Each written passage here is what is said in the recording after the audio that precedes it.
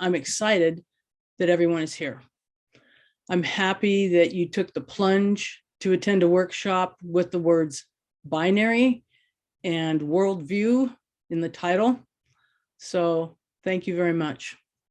And before we go much further, I'd like to thank Pam Rossio for doing the behind the scenes work of spotlighting and dividing us into breakout rooms.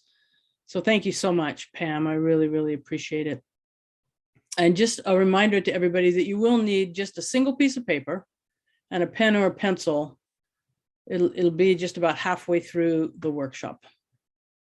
Okay, so let's get going.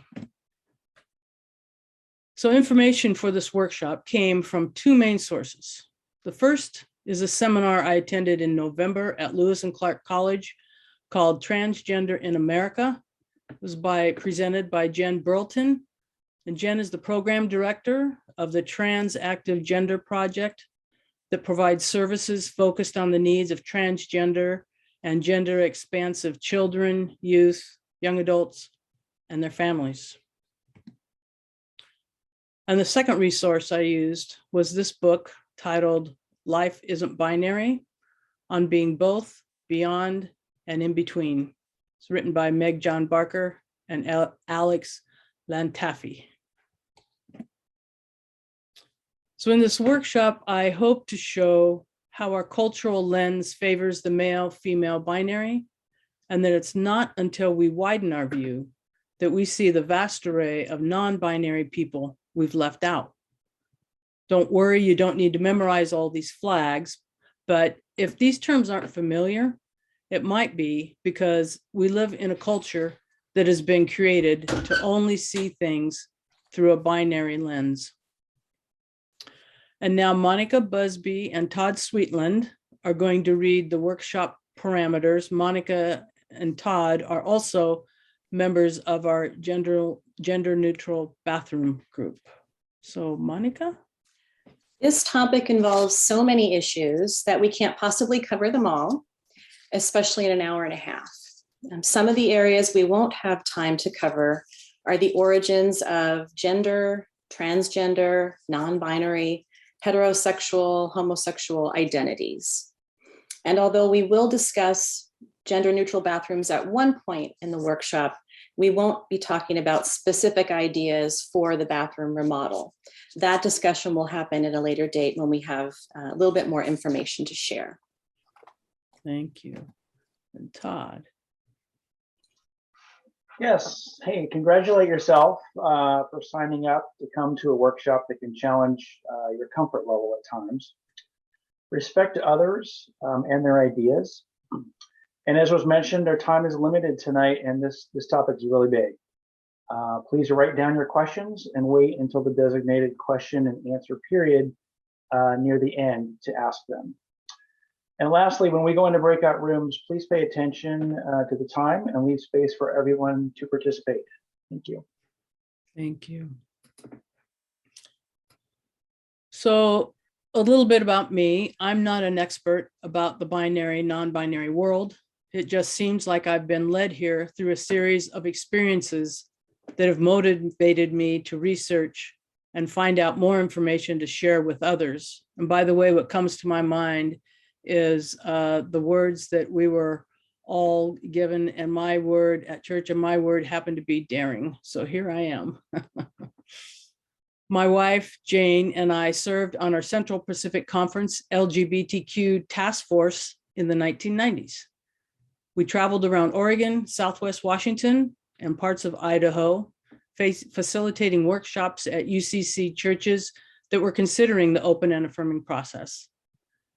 In the UCC, open and affirming is a designation for congregations which make a public covenant of welcome into their full life and ministry to persons of all sexual orientations, gender identities, and gender expressions, just as Reformed Jewish congregations welcome all.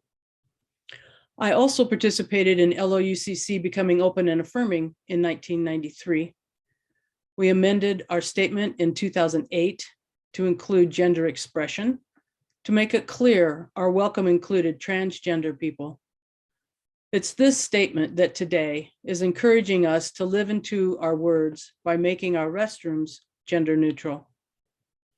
There is a direct connection between this workshop about binary and non-binary gender roles and making our restrooms gender neutral. And that is when people think of gender neutral bathrooms, a lot of the time they think in terms of male, female, or transgender male, transgender female. However, there is a lot in between. There is a whole non-binary piece that we often overlook. And I'm hoping this workshop will begin to pull back the veil on the non-binary world just a bit. So now,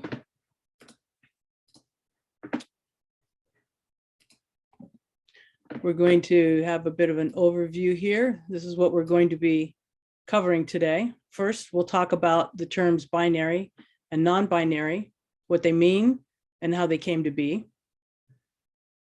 And then the polarizing effects of a binary world. Third, we'll talk about prehistory attitudes about gender.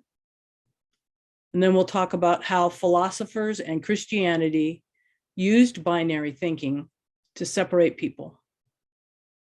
We'll discuss a multiversal perspective towards life. And then we'll have breakout rooms where we will have a discussion about language and gender stereotypes. And then we'll talk about cultivating a both and viewpoint.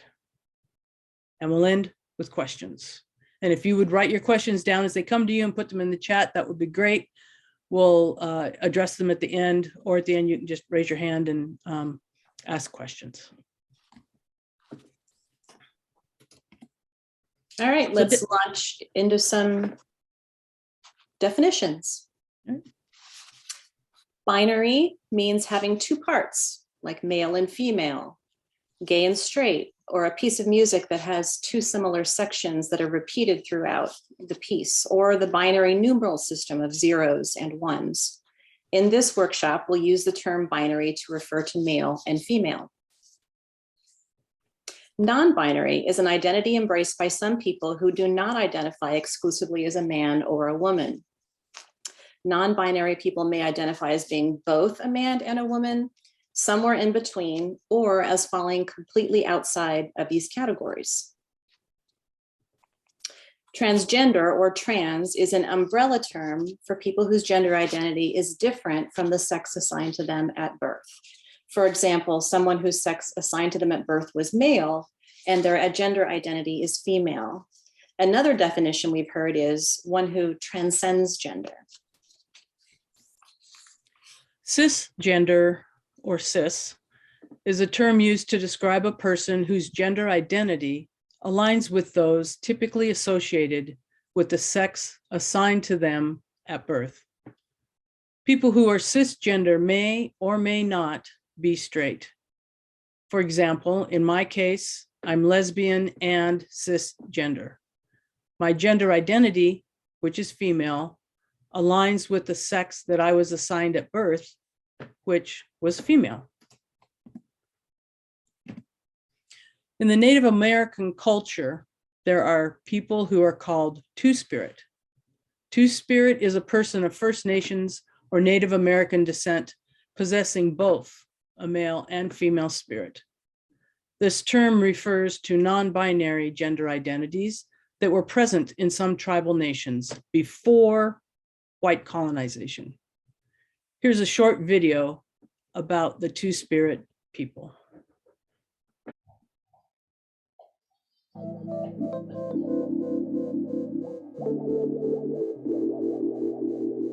Gay and lesbian, bisexual, transgender, it feels like they're all boxes and categories that you have to fit into, and they can't change. When I learned about being Two-Spirit, it felt more natural to me. It felt like it acknowledged more than the surface of somebody's identity. I feel like it encompasses also a way of carrying yourself in the world. What was working before colonization is this practice of passing on of, stories that allowed for people to learn about each other, to appreciate each other, and to live in a way that everyone felt like they were safe and belonged. For me personally, I wasn't, loud and proud. I was very subdued about it. I never really came out until I left into the city. But when I came back, I'm okay with myself. At one point, gay and lesbians were revered in Navajo culture. It's just that the influence of Christianity really skewed that view of homosexuality. It's a sacredness. Growing up here in the Bay Area, I saw other LGBT kids and I couldn't relate to them, or like I wanted to, but I didn't know how. But when I started going to native boarding schools and I saw Two-Spirits, and I was like, yeah, okay, I get it now. That's where I belong, that's my place. So I started to come out. I didn't know that I could be an athlete.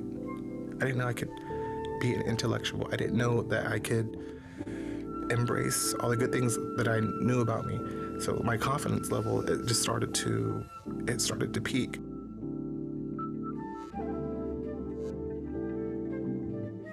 Young people who are just exploring who they are, I want you to remember that there are some tribes out there that didn't even call you a specific gender until you decided what that is. I want you to know that you're empowered and that anything that you may go through, you can overcome. You have the strength, and that you're valuable and you belong here.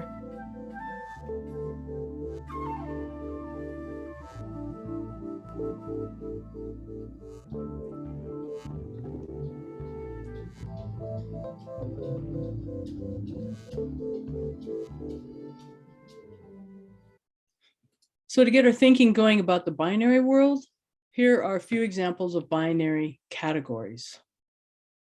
Day and night, earth and sky, man and woman, gay and straight, black and white, rich and poor, upper class, lower class. We like to divide people into groups to help us make sense of the world. So most of us tend to see things as black and white or male and female. We divide them into either or scenarios. It makes us more comfortable that way. So now we're going to talk about the polarizing effects of a binary world, pitting us against them when we put people and things into binary categories. So this is where we're going to do the exercise, and where you need your piece of paper and a pencil or a pen, doesn't matter. And what I'd like you to do is, this exercise is titled, How do we know who is us and who is them? So this information is only for you. You will not be sharing it with the larger group. So take your piece of paper and fold it in half, and it doesn't matter if it's lengthwise or widthwise, whatever you choose.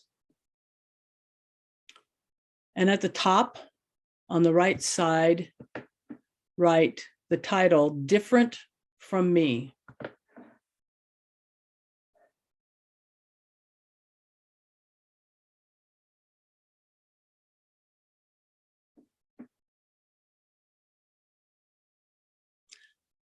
And then at the top on the left side, write the heading, Like Me.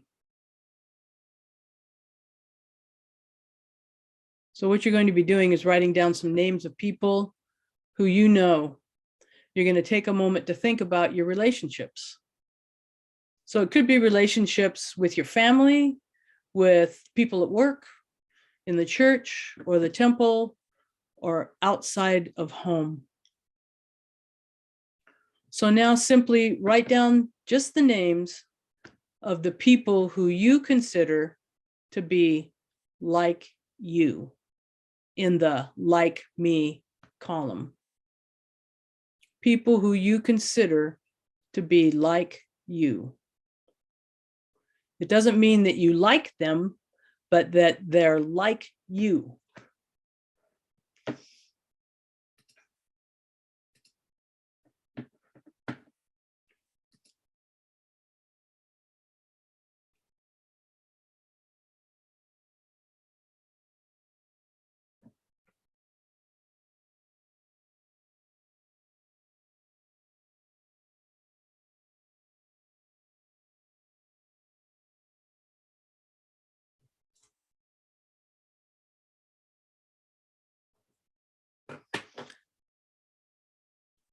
As you're doing this, notice whether there are differences between the people who are like you. Look at that list, and are there differences between those people? You don't have to write that down. You can if you want to, but just think about what are those differences between those people.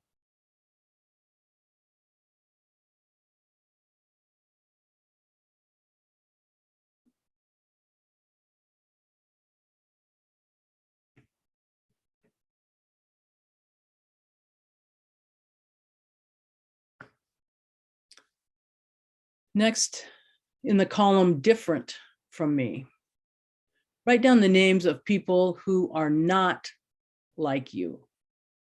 People who are not like you.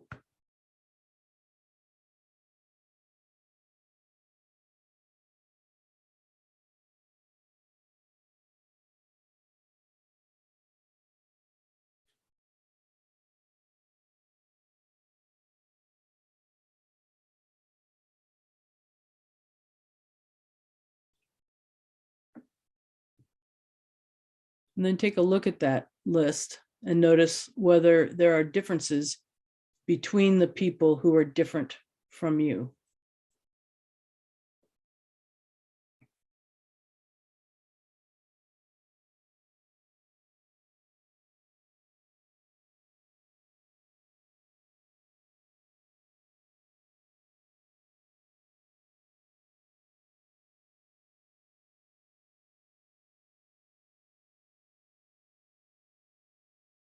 Now I'd like you to think about, are there experiences and identities you might share with people in both lists?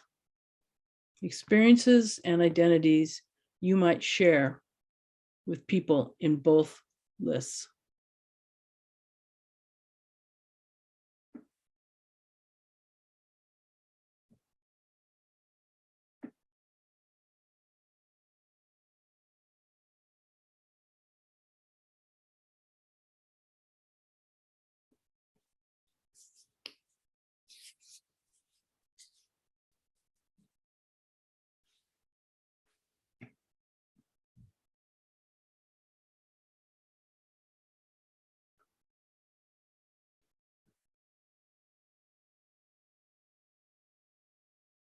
Now, the big question is, how do we decide who belongs with us and who belongs with them? How did we decide how these names got in these different columns? You might have put some people in the not like me column, but find that you have some things in common with them. You may also want to notice how this changes over time and how you might have felt like you belonged with different people at different times in your life.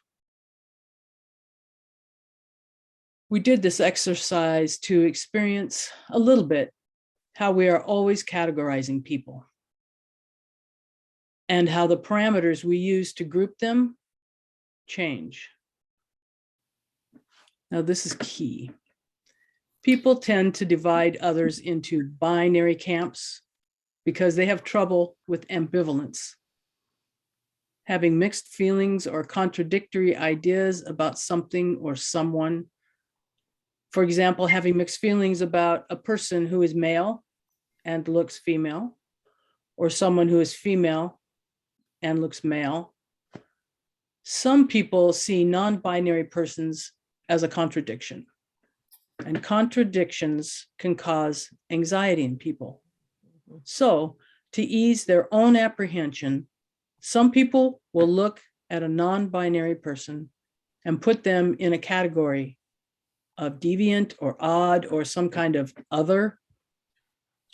In the short term, this reduces their anxiety and makes the world appear simpler and more coherent.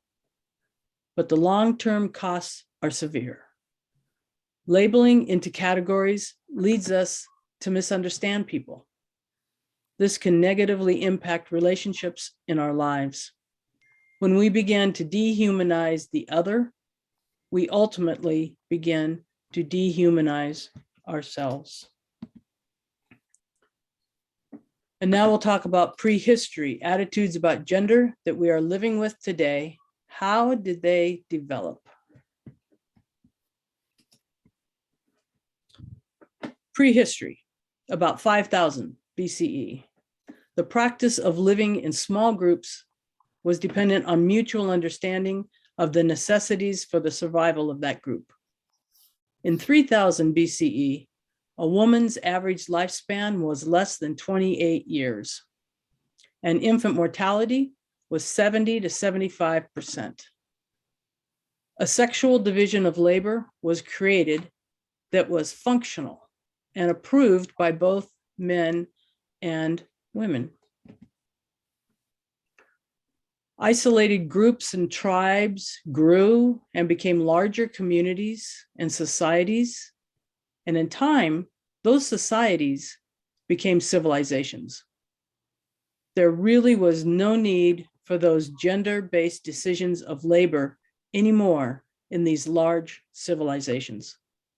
However, those who were given power did not want to let it go. So laws were put into place that justified the power they had so they could keep their power over others. So people were put into the binary categories we've been talking about: men, women, weak, strong. There was a growing perception that men were superior to women, and this signaled the rise of gender hierarchies and social dominance. The thinking made the idea of controlling and owning others more attractive, which brought forth slavery. Mm-hmm. These laws solidified patriarchal hierarchies and coincided with the rise of Abrahamic religions, Judaism, Christianity, and Islam. Many of these perceptions of men and women having power and no power wove their way into our civilizations and are still with us today. So think about this. From centuries ago, these binary perceptions are still with us. Another example of gender hierarchies and social dominance being imposed on a group is the European colonization of indigenous peoples. The colonizers imposed roles based on anatomy and misogynistic, patriarchal, Abrahamic biblical doctrine. When the European colonizers met the TwoSpirit people, their beliefs clashed. Most native societies already had sophisticated social structures with ancient faith and worship structures of their own. The belief systems of many cultures were the recognition of 5 gender roles: male, female, TwoSpirit male, TwoSpirit female, and the equivalent of transgender. Christian missionaries were shocked to learn of women warriors and matrilineal heritage. It took European colonizers less than 400 years to erase indigenous gender role traditions that had existed for millennia. Now we'll talk about binary, non-binary history within Christianity. Remember, the Bible reflects a pre-scientific worldview. Being an ancient text, the Bible obviously doesn't use the same language, nor does it reflect contemporary understandings of gender, including transgender persons. Many key words in the Bible have been misinterpreted. Over the centuries, many important biblical scholars brought their own interpretations to the Hebrew and Christian Holy Scriptures and changed the meaning of texts. As an example, Thomas Aquinas, who lived from 1225 to 1274 CE, attempted to combine Aristotelian philosophy with the principles of Christianity. Aristotle believed that women were weak and soft and should be subjected to men. He also taught that men who were soft or weak were like women and therefore were morally corrupt.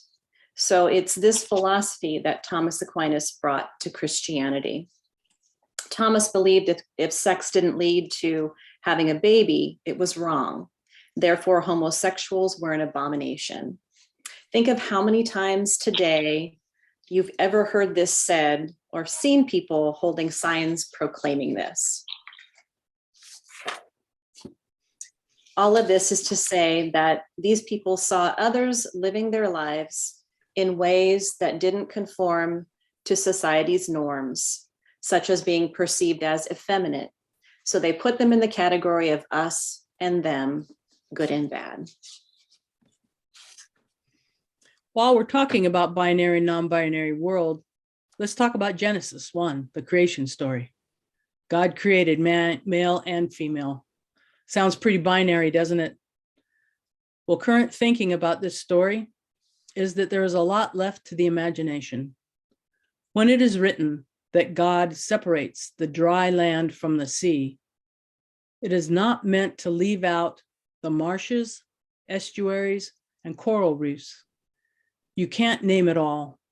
So when the story says God created male and female, this verse does not discredit other sexes or genders any more than the verse about the separation of day from night rejects the existence of dawn and dusk. Now let's consider a multiversal view. A multiversal view means there are multiple realities that exist. Instead of seeing everything as binary, a different way of seeing is through cultivating a multiversal view. To cultivate this perspective, we need to avoid either or scenarios in favor of both and. I'm going to share a cartoon that does a good job of demonstrating having a multiversal view. Sorry, the writing's so light. So there is this mouse and the squirrel, and they're looking at these acorns, and the mouse says, "I like acorns." And the squirrel says, "Same. I like that they come with a little hat." And they both put their hats on. So when talking about acorns, the typical binary view is, "I like acorns." And the reply might be, "I like how they taste." But the squirrel in the cartoon took the both and view and thought, "Yeah, I like how they taste, and I like that they come with a hat." That is thinking out of the box. In order to live in a multiversal view, we need to learn to move away from a culture of scarcity, widely promoted by a settler, colonial, capitalist, dominant culture, and towards a culture of abundance. This means also not subscribing to a culture of competition, which divides and pits the most marginalized against one another. We need to ask, is there a third road here? Another possibility? We are a work in progress, always changing throughout our lives. We are not a binary people, although we live in a binary world. Changing our thinking to see outside of the binary will help us see we are never fixed in one place in our lives forever. So a summary so far. Here's a summary of our answers to the original statement. How did our binary cultural lens obscure our view of non-binary people? In short, the answer is people. Most people are not comfortable with change. Civilizations divided up into groups, into binaries. Over time, these groups were used to keep others down, an us versus them mentality. Laws were put into place to keep power. Philosophers misinterpreted words. Those words were used in mistranslations of the Bible. Today, some people still use those same words and binary thinking to the detriment of others. Now I'd like to bring us back to both and thinking.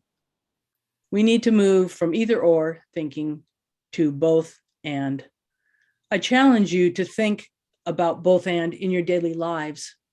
Next time a situation comes up in your life and you find yourself putting it into a box, a binary box, stop, step back, take a breath, and look at the whole picture. See if you can come up with a both and response instead of either or. Some people have facilitated a more both and thinking by intentionally using such practices as meditation, journaling, or silence. It will take intentional actions on our part to counteract centuries of cultural conditioning of a binary viewpoint. Pastor Jenny Ott suggested we might use discernment as a practice of faith. Where is the Spirit leading us? Where are we being prompted to go? How is God calling us to act? Where are we called to our deepest identity? These questions will help lead us to both and thinking. In a few minutes, we're going to break out rooms to have small group discussions. I'd like to thank the following people for facilitating our discussion today: Jenny Ott, Monica Busby, Jane Lovelady, Nancy Wamser, and Don Hayami. The questions for the breakout rooms were taken from a reading group guide for the 2017 New York Times bestseller book, This Is How It Always Is, by Lori Frankel. As one reviewer wrote, the novel teaches us to look beyond the traditional binary oppositions of boy versus girl, right versus wrong, real versus make-believe, and to find courage and beauty in the in-between. While I'm recommending books, here's a great one for kids titled Calvin by J.R. and Vanessa Ford. It's a story about a young boy, Calvin, who wants to be seen for who he truly is. Both of these books are in our church library, as Jenny was mentioning earlier.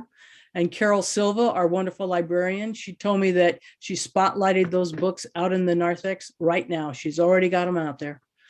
So I'll put a link to some resources in the chat, and we'll email you a list of resources in the next few days that will include these two books. The questions we'll be discussing in your groups today will be posted in the chat, and Monica will read those questions for us. All right, question 1. What is the difference between tolerance and acceptance? Acceptance and celebration? Discuss how language, down to the pronouns we use, affects the way we interact with people that are different from ourselves. And question number 2. A quote from the book, This Is How It Always Is. When a little girl wants to wear jeans and play soccer, her parents are thrilled. But when a little boy wants to wear a dress and play dolls, his parents send him to therapy and enroll him in a study. Are boys more constrained by gender stereotypes than girls?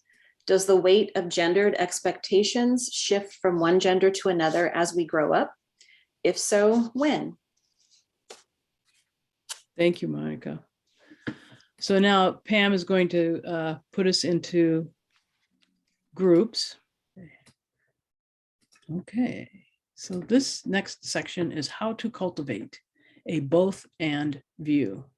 And there's just a few more slides and then we'll take questions. So as humans in our journey of becoming who we are over time, we do not follow a straight line from the beginning of our lives to the end. We take lots of detours along the way. Many aspects of us are better seen as a fluid process of becoming rather than a fixed or static aspect of who we are. And I think we were just alluding to that. For example, the ways people express, identify, and experience their gender and sexuality often shift over time, as do many other intersecting aspects of who we are. So when we take off our either or glasses, we can see that humans are not just the fixed binary categories of male and female, but an entire beautiful spectrum between, around, above, and below. We are both and so much more. So now with your new vision of both and, I'd like you to take a look at this photo. So what do you see? Does this make you think in terms of either or in terms of both and? To have the women or men sign on our shared building's bathroom doors unknowingly requires people to declare if they're a man or a woman when their gender identity may not fit neatly into those two choices. This is binary thinking, and it is excluding. Even when you attach the words, use the bathroom you are most comfortable using to a sign, people are still having to stand there and choose between the men's and women's bathrooms. We are not just making our bathrooms for transgender men and transgender women, but all people. People who are non-binary, gender fluid, or questioning. And as I've mentioned before, this is not just about bathrooms. It's about inclusion. A friend pointed to the word comfortable in the sign, use the bathroom you're most comfortable using, and they said, I'm not comfortable in either one. Restrooms can be dangerous places for people who are trans or those who do not identify as either male or female. According to a survey from UCLA's Williams Institute, 68% of transgender people faced verbal harassment while in the bathroom. Nearly 10% endured physical assault. Students at school who do not fit into the stereotypical male or female gender report not going to the restroom all day in order to avoid being harassed or beaten in the bathroom. Or they limit the water and food they consume, which can lead to kidney problems or urinary tract infections.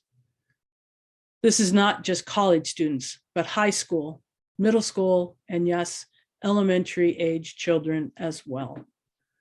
In addition to being a civil rights issue, restroom equity is also a safety issue. Most of us have never thought that using a bathroom could be life-threatening. This thinking, we're not having to think, comes from a point of privilege. We need to take off our binary glasses and look more broadly at who we are leaving out. Think in terms of both and we're surely going to be in a better place. As one friend's transgender child said, just the fact that the church is even considering making the bathrooms gender neutral is wonderful.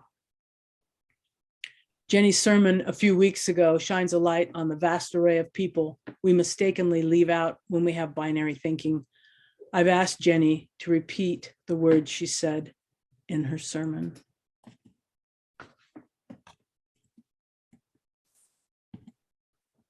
There are so many barriers that we put up in our lives and or that are put up for us that keep us from that sense of intimacy, of seeing and knowing each other and honoring the fullness of who we are.